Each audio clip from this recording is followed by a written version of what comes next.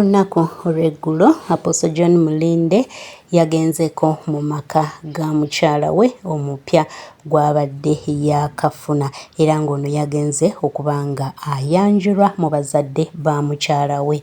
Omukolo gwabadde gw'amaanyi, omukolo teguyisibwamu maaso wadde n'eddakiika emu era ng'ono yasitudde abanene okuva mu ggwanga abamuwerekeddeko era nga baweesezza omukolo ekitiibwa. Mujjukire nti ono yalinako omukyala gwe yali yakuba embaga, wabula omukyala oyo Mukama Katonda n'amujjulula n'amugya mu bulamu bw'ensi eno era oluvannyuma n'aba nga afuna omukyala omulala era bw'atyo ne babeera mu bufumbo akabanga akawerako, wabula ne baawukana oluvannyuma lw'okukitegeera nti omukyala oyo gwe yafuna yali nga yabaliga nga yakola obwenzi ng'ali mu maka ga Apostle John Mulinde era n'azaaliramu n'abaana abataali ba Apostle John Mulinde, ekyamuviirako okwesonyiwa omukyala oyo.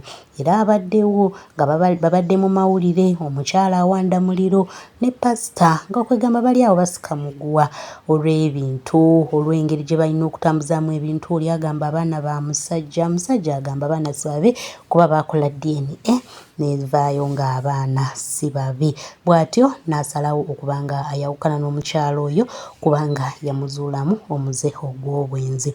Ono nno oluvannyuma lw'ebbanga eddene okubeera nga ali yekka, bw'atyo Mukama Katonda n'amujjukira era bw'atyo n'amuwa mwana muwala Pastor Brenda gwe yagenze n'aba nga ayanjula. Omukolo guno nga bwe nkugambye nti gwabaddeko ebikonge. Twalabyeko Lord Mayor aliko mu kaseera kano omwami Ssalongo Balimwezo Ronald, y'omu ku banene abawerekeddeko Apostle John Mulinde okuba nga agenda okwanjulwa era wamu ne Honorable Mukasa Mbidde. Honorable Mukasa Mbidde si ye musajja gw'osobola okusitulasitula naye olaba yasituse ku lwa Apostle, kitegeeza omukwano gwe balina ogw'amaanyi era bano bagenze bulungi nnyo ne batindiga olugendo ne bagenda okuba nga nate banjulwa mu maka ge bazaalamu omukyala Pastor Brenda nga ye mukyala Apostle John Mulinde mu kaseera kano.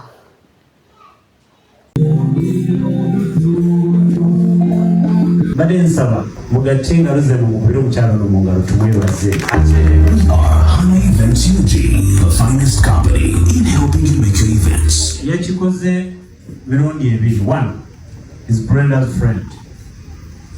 Yes. Naye muliriza kino mbidde ekisingayo. Akikolanga mulimu ogumuwa ensimbi. Kyekisinga. Kyeva bulaba si musiiwuufu. Kitegeeza oba oyagala omukolo gwoleme pressure kukutta nabana abakola abakabira mu makeup nagwako lwakubanga weesibako ebintu byonna wekka ate nga tulina bigenda byemalira. Kwata omukolo guba event planner mukanye omusasule abeerewo naye omukolo gwo guyitewo. God bless you. Nesigadde njakuwa microphone obewulira obeerawa naye bamuyita kaddemu akasewo. Thank you so much. Omukolo guno nga bwe nkugambye nti gwabaddewo lunaku lwaggulo era nga updates ezisingako wano ku bino bye tukulaze mu kaseera kano tugenda kuba twongera nate okuba nga tubikutuusaako. Omukolo nga bwe gwatambudde, omukolo we gwagenze, biki ebyabaddewo, abantu nga bwe banyumiddwa, byonna tugenda kuba nga tubikuleetera. Tujjukire nti Apostle John Mulinde ono alina kanisa ye era nga Apostle w'amaanyi oba musumba w'amaanyi era nga kanisa ye esangibwa Herodeyo ku Entebbe Road era nga esangibwa Seguku. Gwe amwetaaze osobola nate okuba nga omunonyaako social media platforms zonna kwebali era nga ne kanisa ye bagiyita Prayer Palace eri eyo ku kasozi Seguku. ya so ne Mutundwe Christian Fellowship awatera obbeerawo abasinga mumulabawo era abasinga mumumanyi. In fact nze n'okumumanya namumanyiraawo Mutundwe.